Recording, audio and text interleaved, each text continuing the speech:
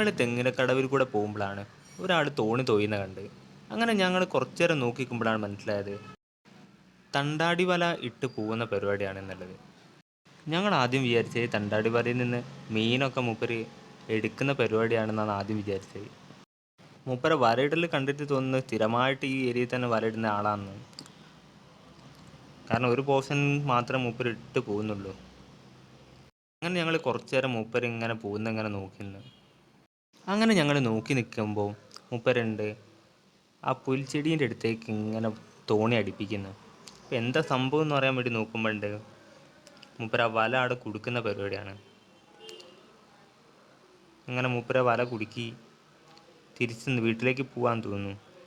വണ്ടി ഇങ്ങനെ വളയ്ക്കുന്നുണ്ട്. അങ്ങനെ ഏകദേശം നമ്മുടെ അടുത്ത് എത്താനായിരിക്കുന്നു കേട്ടോ. പിന്നെ കുറച്ച് വെള്ളമൊക്കെ കോരി ഒഴിവാക്കുന്നുണ്ട്, തോണീൻ്റെ ഉള്ളിൽ കയറിയ വെള്ളമൊക്കെ. അങ്ങനെ കുറച്ചും കൂടി കഴിഞ്ഞപ്പോൾ മൂപ്പര് ആ പാലത്തിൻ്റെ അടുത്ത് എത്താനായി. അങ്ങനെ മൂപ്പര് തോണി ഇങ്ങനെ തുഴയാണ്. ഞങ്ങൾ കുറച്ച് നേരം നോക്കി എന്ത് മൂപ്പര് തുഴഞ്ഞു പോകുന്നത്. നല്ല രസമുണ്ട് ഇങ്ങനെ തോണി തുഴഞ്ഞിങ്ങനെ പോകുന്ന കാണാൻ. അങ്ങനെ മൂപ്പര് പോകുന്ന അറ്റം വരെ ഞങ്ങളിങ്ങനെ നോക്കി നിന്ന്.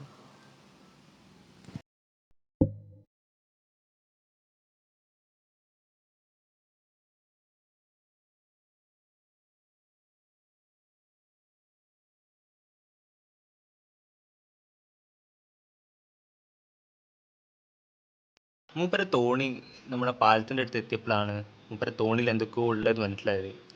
ഇനി മീൻ തിന്നാനുള്ള തീറ്റയാണോ ഇനി മീൻ പിടിച്ചതാണോ എന്നറിയില്ല. എന്തൊക്കെയോ ഉണ്ട് മൂപ്പരെ തോണിയിൽ. നോക്കുമ്പം ഒരു 10-12 കവറ് കെട്ടി വെച്ചിട്ടുണ്ട്. എന്നാലും മീനാണോ ഇനി വേറെ എന്തെങ്കിലും ആണോ അറിയില്ല.